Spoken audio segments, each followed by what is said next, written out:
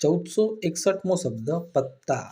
પત્તાને અંગ્રેજીમાં કહીશું કાર્ડ્સ, જેનો સ્પેલિંગ થાય CARDS, કાર્ડ્સ મતલબ કે પત્તા. 162મો શબ્દ પૂજા. પૂજાને અંગ્રેજીમાં કહેવાય worship ritual, WORSHIP, worship RITUAL, ritual, worship ritual મતલબ કે પૂજા. 1463મો શબ્દ પ્રવેશ ફી. પ્રવેશ ફીને અંગ્રેજીમાં કહેવાય એડમિશન ચાર્જ, જેનો સ્પેલિંગ થાય છે ADMISSION, admission CHARGE, admission charge મતલબ કે પ્રવેશ ફી. 1464મો શબ્દ પ્રસંગ. પ્રસંગને અંગ્રેજીમાં કહીશું ઓકેશન, જેનો સ્પેલિંગ થાય OCCASION, ઓકેશન મતલબ કે પ્રસંગ. 1465મો શબ્દ પ્રાર્થના. પ્રાર્થનાને અંગ્રેજીમાં કહીશું પ્રેયર, જેનો સ્પેલિંગ થાય છે PRAYER, પ્રેયર મતલબ કે પ્રાર્થના. 1466મો શબ્દ ફટાકડા. ફટાકડાને અંગ્રેજીમાં શું કહેવાય? તો ફટાકડાને અંગ્રેજીમાં કહીશું ફાયરવર્ક્સ, જેનો સ્પેલિંગ થાય છે FIREWORKS, ફાયરવર્ક્સ મતલબ કે ફટાકડા.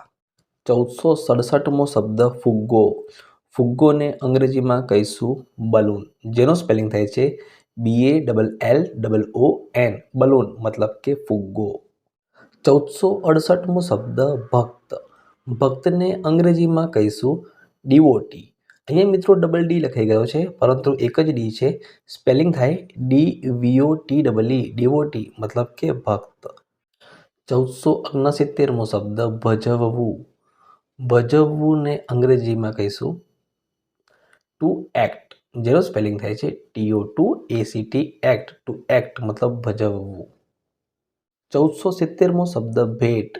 ભેટને અંગ્રેજીમાં કહેવાય પ્રેઝન્ટ, જેનો સ્પેલિંગ થાય છે PRESENT, પ્રેઝન્ટ મતલબ કે ભેટ. 1471મો શબ્દ મજા. મજાને અંગ્રેજીમાં કહેવાય એન્જોયમેન્ટ, જેનો સ્પેલિંગ થાય છે ENJOYMENT, એન્જોયમેન્ટ મતલબ કે મજા. 1472મો શબ્દ મનોરંજન.